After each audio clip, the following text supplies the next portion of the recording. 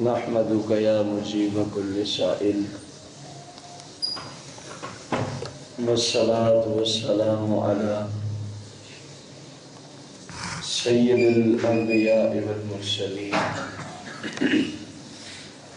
وعلی آلہ واصحابہ وازواجہ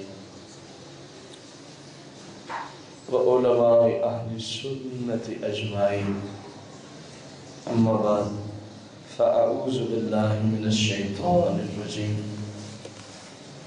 بسم اللہ الرحمن الرحیم، وَأُنَبِّئُكُم بِمَا تَأْكُلُونَ وَمَا تَدَّخِرُونَ فِي بُيُوتِكُمْ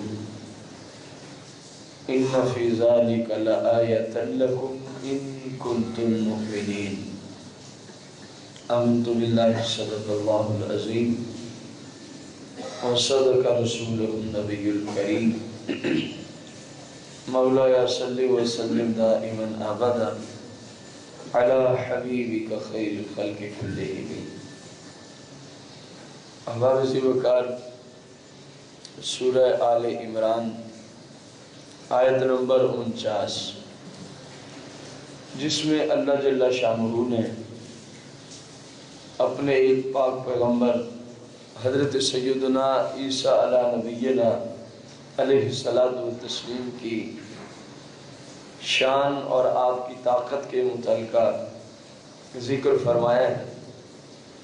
اس آیت کا پہلا حصہ تو ہم آپ بھائیوں کو عرض کر چکے ہیں کہ جس میں جناب عیسیٰ روح اللہ علی نبی علیہ السلام کا دعویٰ تھا اور کر کے بھی دکھایا۔ مٹی سے پرندوں کی شکل و صورت بنا کے آپ ہم فرماتے تو وہ حقیقی پرندہ بن کے اڑنا شروع کر دیتا۔ مادر ذات اندھوں کو آپ آنکھیں عطا فرماتے ہیں اور ابرص کے مرض والوں کو آپ شفا دیتے اور مردوں کو آپ زندہ فرمایا کرتے ہیں۔ اس پہ تفصیلاً کلام ہو چکا ہے۔ اسی آیت کا آخری حصہ جس میں آپ نے یہ دعویٰ کیا، بنی اسرائیل والوں کو کہا وَأُنَبِّئُكُمْ، میں تمہیں بتا سکتا ہوں، میں تمہیں بتا سکتا ہوں، بِمَا تَأْكُلُونَ، جو کچھ تم کھاتے ہو، جو کچھ تم گھروں سے کھا کے آتے ہو۔ اُنَبِّئُكُمْ فرمایا میں تمہیں یہیں بیٹھے ہی بتا سکتا ہوں جو کچھ تم گھروں سے کھا کے آتے ہو۔ وَمَا تَدَّخِرُونَ فِي بُيُوتِكُمْ، اور صرف وہ نہیں بتاتا جو تم کھا کے آتے ہو، بلکہ فرمایا وَمَا تَدَّخِرُونَ، اور جو کچھ بچا کے آتے ہو، فی بیوتکم، اپنے گھروں میں، انبئکم، میں وہ بھی بتا سکتا ہوں، میں وہ بھی۔ اب غور کرنا ہے، کسی عام بندے کا یہ دعویٰ نہیں ہے، اللہ کے پاک پیغمبر کے کلمات اور اللہ جل شانہ کی بارگاہ میں اتنے مقبول کہ اللہ پاک نے آپ کے ان کلمات کو حکایتاً قرآن بنا دیا ہے۔ ہمارے پاس تو قرآن ہی بن کے آیا ہوا ہے نا جی۔ اب جو اس جملے کا انکار کرے وہ مسلمان ہو، خواہ کوئی بھی ہو، کہے جی میں سورہ آل عمران آیت نمبر 49 پوری کو نہیں مانتا، یا کہے میں یہ بھی مانتا ہوں نبی کی یہ طاقت ہوتی ہے، مٹی سے چاہے تو جاندار پیدا کر لے، کہے میں یہ بھی مانتا ہوں نبی کی یہ طاقت ہوتی ہے، اگر نبی چاہے تو مادر ذات اندھوں کو آنکھیں دے دے، کہے میں یہ بھی مانتا ہوں نبی چاہے تو بیماروں کو اور ابرص والوں کو شفا دے دے، اور کہے میں یہ بھی مانتا ہوں کہ نبی مردوں کو، لیکن کہے میں یہ نہیں مانتا کہ نبی کو پتہ ہو دیوار کے پیچھے کیا پڑا، کہے میں یہ نہیں مانتا کہ کل کو کیا ہونے والا ہے، نبی کو اس بات کا علم، وہ یہی مطلب ہے اس نے انبئکم بما تأکلون وما تدخرون فی بیوتکم، یہ عربی میں ہے، وہ اپنی زبان میں کہہ رہا ہے،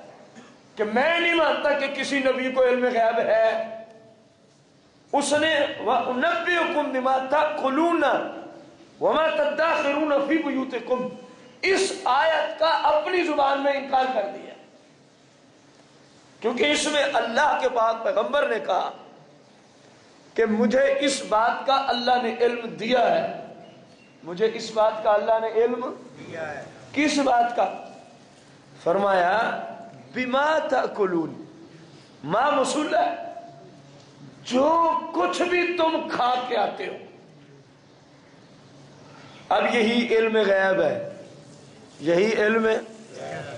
دیکھیں میں آپ سب بھائیوں کے سامنے بیٹھا ہوں، ماشاءاللہ سب دانشور ہیں، عقل مند ہیں، پڑھے لکھے ہیں، کافی شعور رکھنے والے ہیں.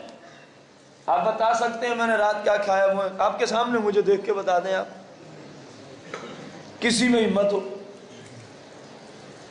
چلو میں اس طرح والا ہوں، کوئی آپ میں سے کھڑا ہو جائے کہے جی چلو آپ ہی بتا دیں، تو میں کہوں گا یہ لیں جی مجھے تو پتہ ہی نہیں، مجھے تو، کیونکہ میرے پاس یہ علم ہے ہی نہیں کہ میں بندے کو دیکھ کے بتاؤں یہ کیا کھا کے آیا ہے. اور صرف اتنے تک نہیں کہ اس کے پیٹ میں کیا کچھ تھا اور اب کیا بن چکا ہے، اب یہ بھی بتانا پڑے گا کہ گھر کیا چھپا کے آیا ہے، کیا کچھ بچا کے آیا ہے. یہ رب کا قرآن ہے کہ نہیں؟ کائنات کے کسی مترجم کا ترجمہ لے لو، بھلے وہ یہودی یا عیسائی کا ترجمہ ہی ہو، اپنے آپ کو مسلمان کہنے والوں کی بات ہی نہ کرو، وہ حقیقی کسی عیسائی نے ترجمہ، کیونکہ آپ کہیں گے یار عیسائی بھی قرآن کا ترجمہ، ہاں جی عیسائی بھی قرآن کا ترجمہ کرتے ہیں، یہودی بھی قرآن کا ترجمہ کرتے ہیں. عیسائیوں اور یہودیوں کے بچوں کے لیے ان کے ممالک میں ایسی یونیورسٹیاں قائم ہیں جہاں وہ اسلامک تعلیمات کو پی ایچ ڈی تک لے جاتے ہیں. وہ آپ کے دین میں ریسرچ کرنے کے لیے انہوں نے یونیورسٹیاں قائم کر رکھی ہیں.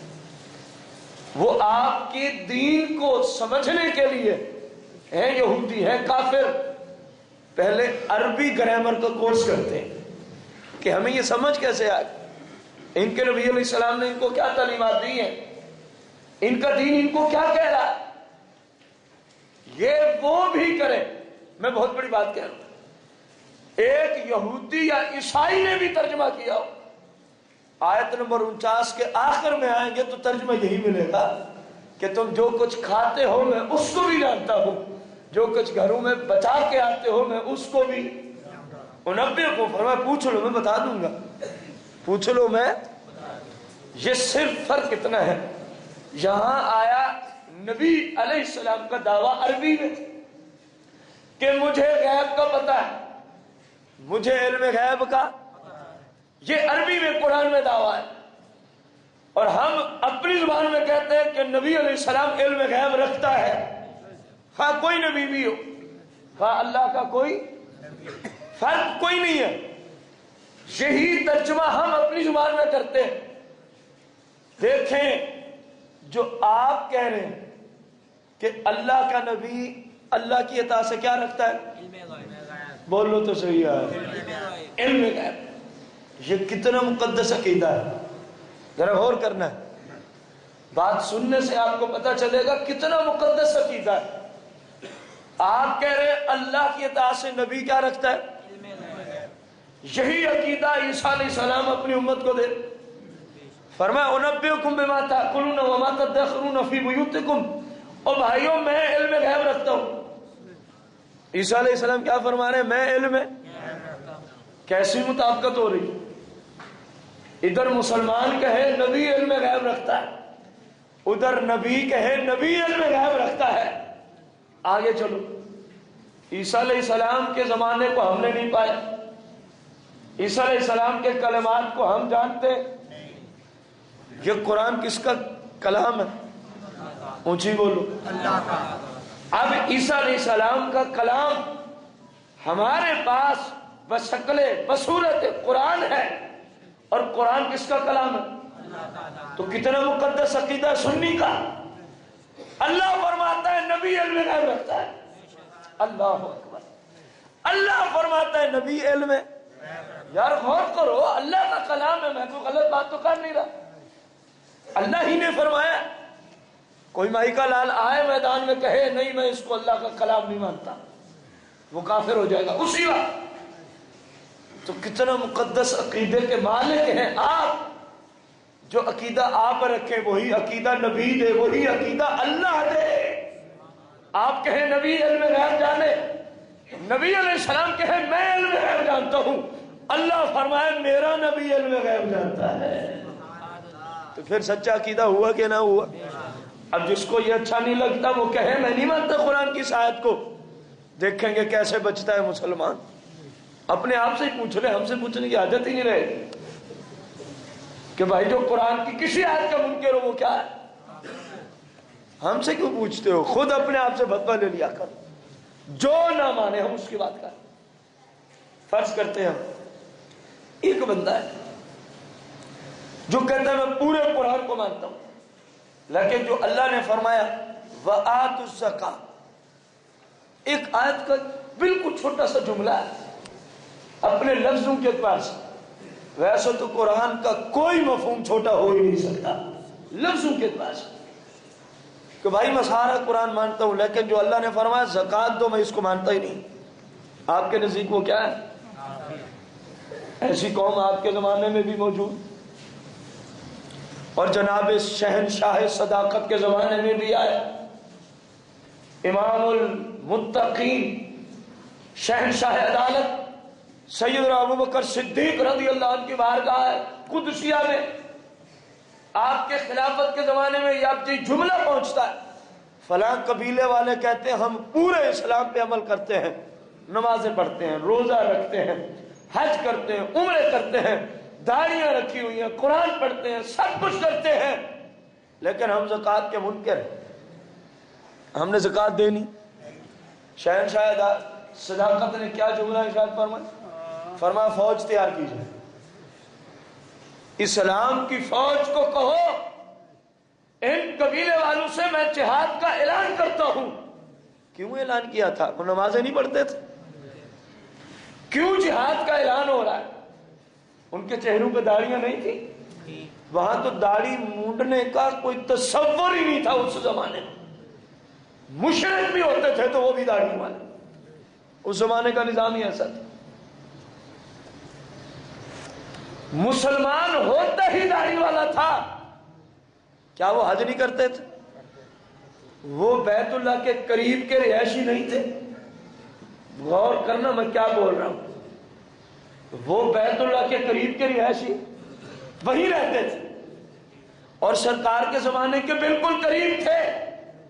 آج تو چلو 1450 سال کے بعد آج دعوے کیے جاتے ہیں نا، یہ ہے وہ وہاں رہتا ہے وہ وہاں. بھائی وہاں یہاں سے تو دین کا تعلق ہی نہیں. دین کا تعلق ہے دین کے اصولوں پر عمل